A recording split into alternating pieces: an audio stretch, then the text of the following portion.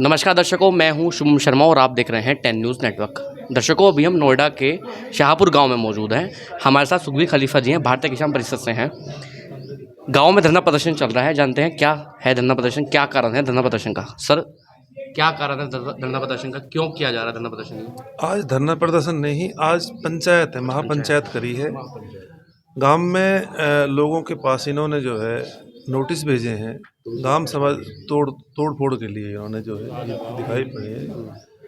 तो समस्या की मूल में यही है कि जो लोग 100 200 साल से गांव में बसे हुए हैं, गांव समाज की ज़मीन गांव की तो है, किसकी ज़मीन होती थी। तो ये तरह तरह के नियम इस तरह निकाल रहे हैं, गांव वालों को परेशान करके। उनका शोषण की एक प्रक्रिया है इनके पास में, कहीं तालाब के नाम पर, कहीं गांव समाज के नाम पर, कहीं अधिसूचित के नाम पर, कहीं जो है यहाँ इसका माज उठ के जो है टेजिम पड़ा हुआ है, गांव वालों ने उठाया नहीं है।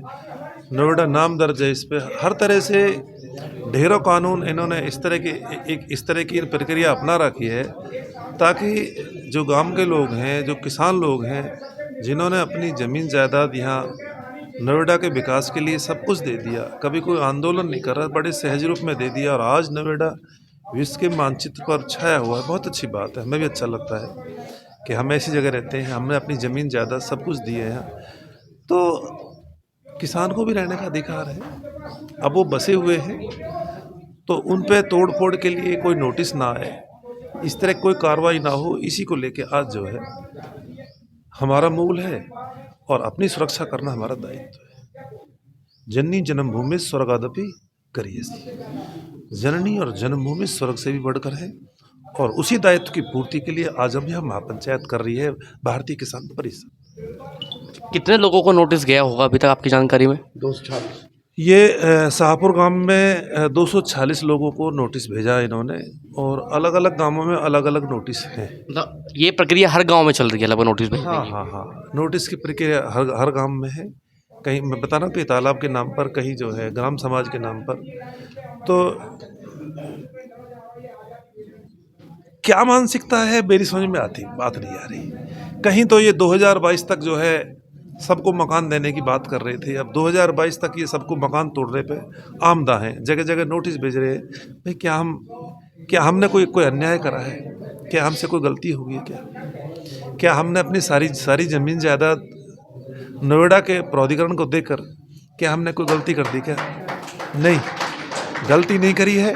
हम बिल्कुल धर्म के साथ में हैं, सत्य के साथ में हैं, हम कहीं गलत नहीं है। इसलिए अब हमारा दायित्व है कि अगर हमारे साथ कोई अति करेगा तो उसको उस क्षति की भरपाई करनी पड़ेगी निश्चित तौर पर, चाहे वो नोएडा प्राधिकरण हो, चाहे वो तहसील वाला हो।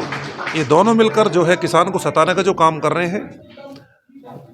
मैं निश्चित तौर पर पूरी तरह आश्वस्त हूँ, आत्मा से कहता हूँ कि अगर वो ऐसा सोचते हैं कि गांव के लोगों को सता देंगे, गांव के लोगों का मकान तोड़ देंगे, तो भूल जाए।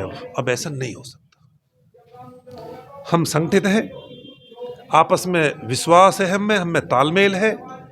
हम हर जाति धर्म से ऊपर उठकर के एक किसान रूप में हमारा मूल है, और हम अपने बच्चों के साथ में, अपनी माता बहनों के साथ में, अपने बुजुर्गों के साथ में पूरी तरह से हम तैयार हैं।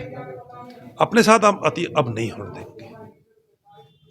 आज जो पंचायत की गई है, क्या क्या मांगे हैं इसमें? वैसे मांगे तो किसानों की काफ़ी पहले से हमारा धरना 4 महीने धरना चला नोएडा प्राधिकरण पर तत्काल में जो ये परेशानी खड़ी कर रहे हैं, अभी हमारे साथ समझौता करा था। भाई गांव के अंदर जो भी पेरीफेल के अंदर है, जो आबादी बसी हुई है, और इस गांव के चारों तरफ बाउंड्री वाल भी है और पेरीफेरल भी है। हमारे साथ समझौता हुआ है कि जो पेरीफेरल के अंदर है, स्वामित्व योजना की तर्ज पर, चाहे वो पुश्तैनी है चाहे गैर पुश्तैनी है, जैसी भी है वो बसा हुआ है, तो उसको स्वामित्व दिया जाएगा, उसको जो है उजाड़ा नहीं जाएगा। ये क्या है? ये कौन सी नीति है? जब सारे देश में, सारे यूपी में, सब में ये नीति लागू हो रही है, तो यहाँ क्या दिक्कत आ रही है? मानसिकता में कुछ खोट है क्या? अगर खोट है तो उसको निकाल लो। किसान बिल्कुल तैयार खड़ा है अपने मूल की सुरक्षा के लिए, अपने अस्तित्व को बचाने के लिए, अपने बच्चों के लिए। हम जान देने को तैयार है, परंतु एक ईंट भी यहाँ टूटने नहीं देंगे। अच्छा, मैं एक बार भारतीय किसान परिषद के बारे में जानना चाहूँगा, क्या कहानी है? सिर्फ किसानों की हक की लड़ाई लड़ती है? बिल्कुल किसानों की लड़ाई लड़ती है जी। और अपने किसानों को हम एक बात कहते हैं कि भी हम सच के साथी हैं। भारतीय किसान परिषद सच की साथी है। अभी चंद दिनों पहले एक जगह इन्होंने 22 बीघे तोड़ी एक किसान की, और एक जगह इन्होंने 800 गज तोड़ी, परंतु हम 800 गज वाले के साथ थे। क्यों? कि उसकी आबादी थी वहाँ, वो अपने परिवार के सहित वहाँ रह रहा था। 30 साल से वो लगभग रह रहा है, उसके पास में रहने के लिए और कुछ नहीं था।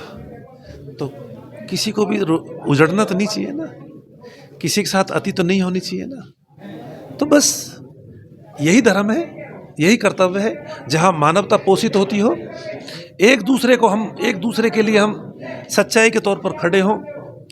मनुष्य उसी को कहना जो मननशील होकर दूसरों के सुख दुख और हानि लाभ को समझे, धर्म के साथ में खड़ा रहे, चाहे प्राण की बाजी लगा खड़ा रहे, चाहे प्राण चले जाएं, परंतु अपने मनुष्य रूप धर्म से कभी अलग ना हो। अधर्मात्मा जो दुष्ट लोग हैं, चाहे वो कितना ही बड़े हों, कितनी बड़ी हस्ती हो, बिल्कुल निश्चित तौर पर उनको साथ नहीं देना चाहिए। उसी तरह पे है भारतीय किसान परिषद। और आज क्षेत्र में भारतीय किसान परिषद ने जो पैमाना स्थापित करा है, जो मर्यादा स्थापित करी है, जो अपने लोगों में अपनत्व पैदा करा है, जो एक विश्वास का माहौल बनाया है, निश्चित तौर पर आज किस भाव से मेरे पास वो शब्द नहीं है कि जिस रूप में हम एक दूसरे के लिए खड़े रहते हैं, बिल्कुल तत्पर, और वही काम हो रहा है। देखो, हजारों लोग आज यहाँ पंचायत में बैठे हुए हैं, और इस बात की गवाही है कि अगर किसी की मानसिकता में कोई खोट हो तो खोट को निकाल दो, बस सीधी सी बात है। अच्छा, आगे भी किसी और तरह की पंचायत करने की कोई योजना है? पंचायत तो हमारी चलती रहती हैं आए दिन। अभी इन्होंने जो कानून बनाया है, जो भी बोर्ड में लाकर इन्होंने नियम किसानों के लिए पास करे हैं, जो हमने 4 महीने धरना दिया था, उसकी पूर्ति के लिए हम अपने लोगों को जागरूक करते रहते हैं। अगर इन्होंने कोई भी हमारी अनदेखी करी, या हमारे साथ कोई भी इन्होंने कोई जालसाजी करी, तो हम मुंह तोड़ जवाब देने के लिए फिर तैयार हैं। नोएडा के इतिहास में इतना बड़ा आंदोलन नहीं हुआ, इतनी बड़ी मातृशक्ति नोएडा प्राधिकरण पर खड़ी रही, नोएडा प्राधिकरण पर डटकर खड़ी रही निश्चित तौर पर, और वहाँ उन्होंने सारी अथॉरिटी को बंद किया। जहाँ मातृशक्ति खड़ी हो, फिर ये कहाँ जाएंगे? बाकी क्या है, छतराइयाँ बनकर जब हमारी मातृशक्ति आगे रहती है, जेल जाने को तैयार रहती है, डंडे खाने को तैयार रहती है, तो हम गदगद हैं। अब हमारे साथ कोई अति नहीं कर सकता। भविष्य में हम धर्म के रास्ते पर, सच के रास्ते पर, अन्याय के विरुद्ध हम हमेशा खड़े रहेंगे और मानवता को पोषित करेंगे। अच्छा खलीफा जी, एक बात और जानना चाहूँगा, सरकार के बारे में क्या कहना चाहेंगे? आज भाजपा को केंद्र में 8 साल हो गए हैं, योगी जी सरकार भी दोबारा सत्ता में आ गई है, किसानों के प्रति कैसा व्यवहार रहा है आपके अनुसार? देखो जी, चाणक्य ने ऐसा बोला है, स्वप्रजानाम न दंडेन न एव भेदेन पालनम कुर्वीत साम दानाभ्याम सर्वदा यत्नमा स्थित है। एक राजा को अपनी प्रजा के साथ में दंड से और भेद से पालन नहीं करना चाहिए, व्यवहार नहीं करना चाहिए। कुर्वीत साम दानाभ्याम, शांति से और दान से ही अपनी प्रजा के साथ में व्यवहार करना चाहिए। अगर जो दंड भेद है, इससे राज्य विनाशनम, जो दंड और भेद से उस नीति को लागू करता है अपनी प्रजा पर, उस राज्य का विनाश हो जाता है। हीनो अधिका यथा न स्यु राज्यस्थ था प्रजा, तो प्रजा के साथ कैसे व्यवहार करे? ना तो कम न ज्यादा, ना निर्बल हो ना प्रबल हो, अपितु प्रजा संबल हो, मजबूत रहे, कमजोर भी ना हो और अति भी ना हो। तो हम उसी दायरे में रहना चाहते हैं। हमें अपने कर्तव्यों को मालूम है, हमें क्या काम करने हैं वो हम जानते हैं, अपने लोगों को कैसे रक्षा सुरक्षा देनी है वो हम जानते हैं अच्छी तरह से, और हम इसी रूप में, इसी प्रारूप में हम अपने समाज को स्थापित करना चाहते हैं, अपने बच्चों को स्थापित करना चाहते हैं, और कुछ नहीं। तो दर्शकों, यह हमारे साथ खलीफा जी थे। अभी मैं उन लोगों से बातचीत करता हूँ जिन लोगों को नोटिस भेजे गए हैं। अभी हमारे साथ वो लोग मौजूद हैं जिन लोगों को प्राधिकरण द्वारा नोटिस भेजा गया है। आगे जाइए आप। जी जी, क्या नाम है आपका? मेरा नाम डीपी चौहान है। मैं गांव शाहपुर का निवासी हूं। ये 122 के नोटिस 250 लोगों पर 2014 में दिए गए थे, जो बिल्कुल प्रक्रिया गलत थी। और इनको कोरोना काल का समय दिखाकर, जिसमें जब कोई किसान अपनी बात को कहने के लिए न्यायालय में नहीं जा सकता, वो समय दिखाकर इनको निरस्त करके, और अब इन्होंने जो है सब ग्रामवासियों को 15 दिन का समय दिया है कि आप जो है अपने घर खाली कर दें, अन्यथा तोड़ने के बाद अब से हर्जाना खर्जाना भी लिया जाएगा। और पीएसी की गाड़ी, पुलिस फोर्स, तहसील के अधिकारी यहाँ पर आकर 2-3 दिन पहले 1-2 भाई की तोड़फोड़ भी करके चले गए हैं। इसलिए हमारा माननीय मुख्यमंत्री जी से आग्रह है कि वो बिल्कुल सत्य के प्रतीक हैं और उत्तर प्रदेश को आगे बढ़ा रहे हैं। हम सब लोग छोटे छोटे किसान हैं। हमारा गांव बहुत शांतिप्रिय गांव है। हम चाहते हैं कि वो जिलाधिकारी महोदय को तुरंत लखनऊ से निर्देश करें कि हमारे इनको रेस्टोर करके, और क्योंकि हमारी ग्रामवासियों की भूमि है, हमने किसी से खरीदी नहीं है, हम यहाँ के मूल निवासी हैं। हमारी सारी ज़मीन जेपी में चली गई है। जेपी द्वारा भी हमारे लिए कोई किसी तरह के CSR के कार्य नहीं किए जा रहे हैं। जेपी ने भी अपनी सारी ज़मीन को अपने कब्जे में ले लिया है। हमारा पेरीफेरल रोड निश्चित हो गया है। सभी ग्रामवासी बिल्कुल अपने बच्चों को लेकर यहाँ रहते हैं और ये तोड़ दिया जा रहा है। सब मकान हमारे तोड़ने की जो है यहाँ रणनीति बनाई जा रही है। अच्छा, आप उस मकान में कब से रह रहे हैं? हम उस मकान में, हमारे दादाजी आज से 100 वर्ष पहले वहाँ रहते थे। उसके बाद हमारे पिताजी रहते थे। इसके बाद हम लोग आ रहे हैं। ठीक है, क्या नाम है आपका? मनीष चौहान। मनीष जी, क्या है इस नोटिस की कहानी? कब नोटिस है आपके पास? ये नोटिस हमें 2-3 दिन पहले आए हैं। और इन्होंने ग्राम समाज की जो भूमि है उसको तोड़ने के लिए आदेश जारी किया है। इस नोटिस में जो लिख रहा है, मैं आपको पढ़ के बता देता हूँ।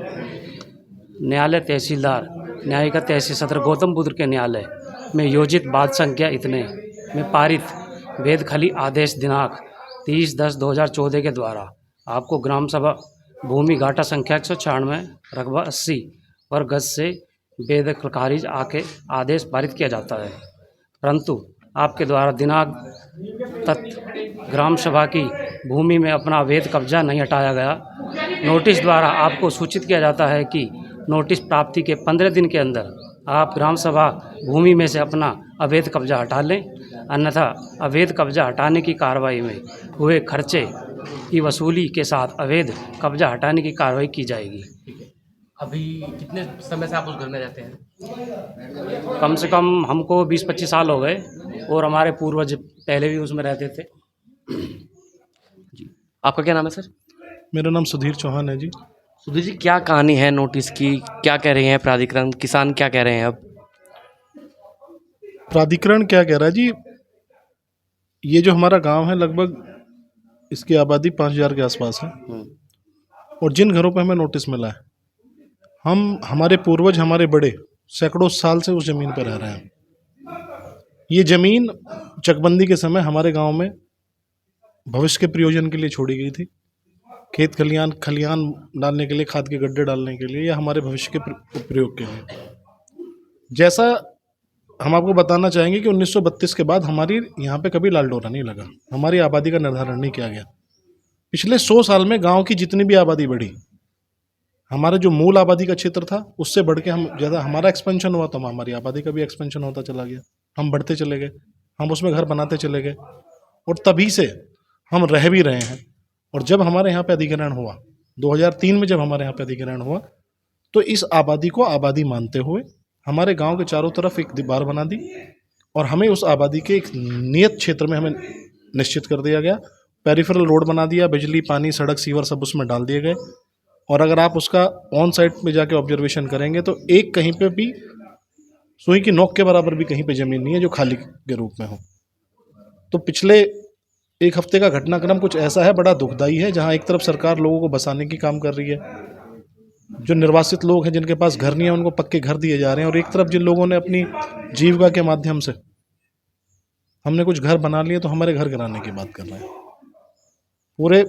हमारे पूरे गांव में, पूरे क्षेत्र में बहका इतना माहौल है। आपको ये भी अवगत करा दूं, 2 लोगों को, जब से ये नोटिस की कार्रवाई है, 2 लोगों को हार्ट अटैक हो चुका है, क्योंकि उनके पास पूरे जीवन भर की कमाई उनकी उन घर में लगी हुई है और उनको डेमोलिश के उनके नोटिस आ गए हैं।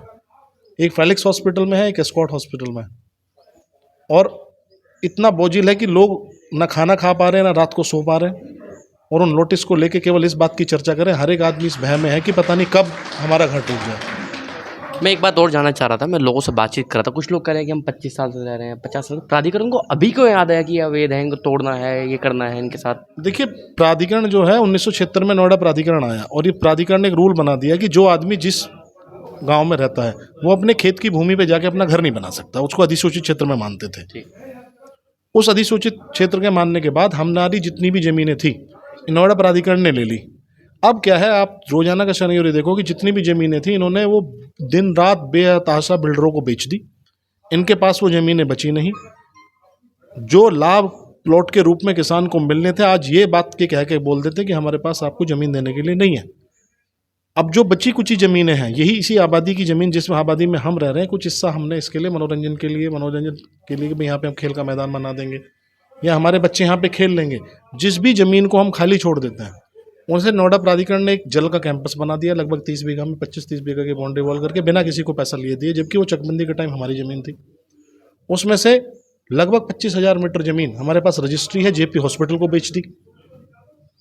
ये लोग कहते हैं कि आप अवैध बैठे हैं। अवैध नहीं, हम इस ज़मीन पे वैध बैठे हैं। अगर इस ज़मीन पे हम ना बैठे होते तो ये इसको भी पुनर्ग्रहण करके इन पूंजीपतियों को बेच देते।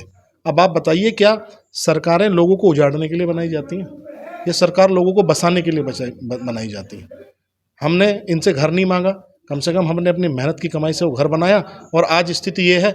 अब ये भाई है, मनीष है, मुझे बहुत अच्छे से याद है, हम दोनों एक ही स्कूल से पढ़े हैं। इसके एक बड़े भाई हैं, इसके पापा भी 3 साल पहले एक्सपायर हो गए। ये 2 भाई हैं, इन्होंने भी उसी में घर बना रखा है, उनकी आबादी बना रखी है। इन दोनों भाइयों ने 1 रुपये की खरीद फरोख्त नहीं करी, किसी को अपनी ज़मीन बेची नहीं। आज इनके पास 100 गज का नोटिस है, 100 गज में भूमाफिया की लिस्ट में ये दोनों भाइयों पर भूमाफिया लगी है। मैं उन माननीय डीएम महोदय से पूछना चाहता हूँ, माननीय पटवारी महोदय से और उन सारे सक्षम अधिकारियों से पूछना चाहता हूँ कि क्या कभी आपने इस बच्चे को देखा है? वहाँ पे इस बच्चे को देखा, बुलाया कि बेटा आप कौन हो, आप क्या काम करते हो? कोई ऐसा खाता, कोई ऐसी रजिस्ट्री मिली कि इस बच्चे ने किसी को ज़मीन बेच दी हो? अपनी ज़मीन पे अपना घर बनाना, जहाँ हमारा पुश्तैनी घर था, जिस ज़मीन को हमारे बड़े बूढ़े सौंप के गए, उस पर घर बनाने ना, ये भूमाफिया की श्रेणी में आता है। दरअसल है क्या, शासन प्रशासन ने एक खेल खेल रखा है कि जो असली भूमाफिया है उनको बचाओ, और ऐसे लोगों को, जैसे जब पुलिस अपना काम सही सक्षम रूप से नहीं कर पाती ना, सही अपराधी को नहीं पकड़ पाती, तो वो भी किसी गलत आदमी को पकड़ के जिन्होंने अपराध इन्होंने किया, क्योंकि उनको केस क्लोज करना होता है। ऐसा ही अब शासन प्रशासन ने करना शुरू कर दिया। ऐसे भाइयों को, ये भाई साहब बैठे, उन्होंने पूरा ज़िंदगी भर प्राइवेट सेक्टर में काम करा। इन्होंने अपना घेर बनाया, जब इनकी ज़मीन थी, जिनके पापा ने बताई कि भाई ये ज़मीन हमारी है बेटा, तो इस पर तो हम घर बनाएंगे, नहीं बनाएंगे। क्या घर बनाना, बाउंड्री वॉल बनाना, ये भूमाफिया होता है? भूमाफिया वो होता है जो लोगों को गलत तरीके से ज़मीन बेच दे, और उस पर किसी ज़मीन किसी और की, और उस किसी और को बेच दे, और उसको 2-3 दिन बार बेच दे, लोगों के साथ धोखा करे, वो भूमाफिया होता है। ऐसे लोग भूमाफिया नहीं होते। अच्छा, जो आज पंचायत की जा रही है, इसका मेन मुद्दा क्या है? मुद्दा ये, क्या मैसेज देना चाहते हैं? मैसेज हम ये देना चाहते हैं, जैसी ज़मीन हमारी है, इस गांव में जो रहन सहन की ज़मीन है, जिसको एलएमसी का नाम लेते हैं, ये हमारे उपयोग की भूमि है। ऐसी नोएडा के सारे 81 गाँव में भूमि है। हम इस अपने गांव को यहाँ पे प्रयोगशाला नहीं बनने देंगे, ऐसी कोई प्रैक्टिस यहाँ नहीं बनने देंगे कि ये बात हमारी यहाँ से ख़राब करके पूरे देश में उसको एक नज़ीर के, पूरे हमारे गौतम बुद्ध नगर में एक नज़ीर के रूप में लेके जाए। पंचायत का उद्देश्य ये है कि जितने भी हमारे लोग हैं, जो हमारे साथ गलत हो रहा है, हमने अपने पूरे क्षेत्र के गणमान्य लोगों को यहाँ बुला दिया है, उनको यहाँ पे इस बात से अवगत करा दिया कि हमारे साथ जो गलत हो रहा है, कल को आपके साथ गलत होगा। आज सब लोगों ने सर्वसम्मति से कमेटी बना दी है। इस कमेटी को लेके हम सारे सक्षम अधिकारी, माननीय तहसीलदार महोदय, एसडीएम महोदय, डीएम महोदय, कमिश्नर महोदय, सबसे हम मिलेंगे, और साथ ही साथ हमारे जितने भी जनप्रतिनिधि हैं, चाहे विधायक हैं हमारे, चाहे एमएलसी हैं, चाहे जिला पंचायत अध्यक्ष हैं, चाहे हमारे सांसद हैं राज्यसभा में, चाहे लोकसभा में, हम सब से जाएंगे और उनको अपनी परेशानी बताएंगे। कमेटी का एक उद्देश्य बनाने का ये है कि पूरे क्षेत्र की समस्या में पूरे क्षेत्र के लोग रहेंगे, तो वो एक बेहतर इफेक्टिव तरीके से अपनी बात को वहाँ रख पाएंगे। ठीक है, आपका क्या नाम है सर? मेरा नाम दीपक है जी। दीपक जी, आपके पास नोटिस कब आया था? ये मेरे पास परसों आया। परसों आया है। और कितने साल से आप उस मकान पर रहते हैं? हम तो पैदाइश ही यहीं रहते हैं। पैदाइशी रहते हैं। अच्छा, जो आज पंचायत की जा रही है, क्या लगता है नोएडा अथॉरिटी आपकी बात सुनेगी, नहीं सुनेगी किसानों की? क्यों नहीं सुनेगी? सुनेगी, मैं सुननी तो पड़ेगी। जो अब हम वो बना रहे हैं ये किसानों की वो उसके द्वारा हमारी बात सुनी जाएगी। उस नोटिस में क्या लिखा है जो आपके पास नोटिस आया है? नोटिस में लिखा है कि 15 दिन के अंदर इसे खाली करें, ये लिखा हुआ है। मकान खाली करें 15 दिन के अंदर, 15 दिन के बाद आपकी जिम्मेदारी होगी, आपकी रिस्पॉन्सिबिलिटी होगी कि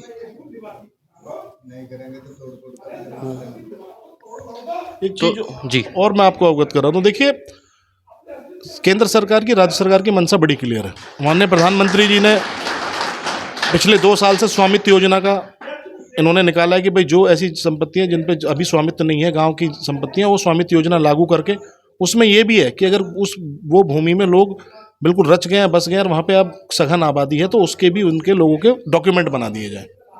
उसमें हो सकता है जो शुल्क कोई 1 रुपये, 2 रुपये, 5 रुपये, जो भी जो शुल्क लगाना है, अगर उसमें कहते हैं 1 रुपये के रेवेन्यू की बात हुई है वैसे, क्योंकि हम सैकड़ों साल से यहाँ पे बसे हुए हैं। स्वामित्व योजना हमारे यहाँ पे लागू नहीं हो रही है। एक तरफ हम वैध लोग हैं, हमें अवैध बनाया जा रहा है। जो अवैध कॉलोनी है, 2600 कॉलोनी सेंट्रल गवर्नमेंट्स ने, दिल्ली में अभी आपको पता है 2800 कॉलोनी को रेगुलराइज किया गया, केंद्र सरकार ने करा। फिर अपर हाउस से अभी 6 महीने बन के वो सारी कॉलोनी रेगुलराइज हो गई हैं।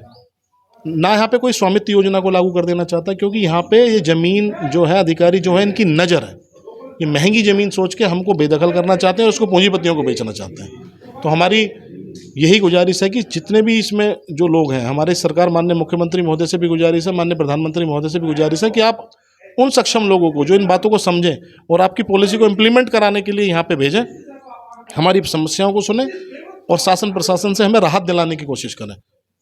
वरना सारे लोग हम सड़क पे आ जाएंगे जी, और बड़ी लोग परेशानी है, इतनी टेंशन है। हमारी मातृशक्ति माता बहनें इतनी परेशान है, अभी यहाँ आपको दिख नहीं रही, लेकिन हज़ारों की तादाद में परसों वो इकट्ठी हुई थी। तो बहुत बड़ा माहौल क्षेत्र में बड़ा दिक्कत है और गाँव में बड़ी परेशानी हम अभी फेस कर रहे हैं। जैसे कि आपने बताया कुछ लोगों को हार्ट अटैक की भी प्रॉब्लम हो रही है। 2 लोग हैं हमारे, खुद हैं, मेरे बाबा जी लगते हैं, अजीत चौहान, फेलिक्स हॉस्पिटल में है, उनको स्टंट डला है। वो आए अपना, देखो वो उनके पास एक 100 गज का ही मकान है, पूंजीपति आदमी नहीं है, वो एक ड्राइवर की नौकरी करते हैं यहाँ पे ATS में। हमारा यहाँ पे ज़मीनें जाने के बाद हमारी स्थिति बड़ी दयनीय है जी। हमें लोग कह ही तो देते हैं कि लोकल किसान है, कोई हमें ड्राइवरी की नौकरी कर रहा है, हमारे बहुत सारे युवा, कोई हम यहाँ पे छोटे छोटे जो जहाँ पे कहीं को कुछ छोटे छोटे हम काम ले रहे हैं, क्योंकि हमें कहीं भी प्रायोरिटाइज से हमें जॉब नहीं दिया गया। नोएडा अथॉरिटी में हमें कहीं जॉब नहीं मिली है, नोएडा अथॉरिटी ने किसी प्राइवेट सेक्टर में हमारा कोई आरक्षण आज तक नहीं कर पा रही है।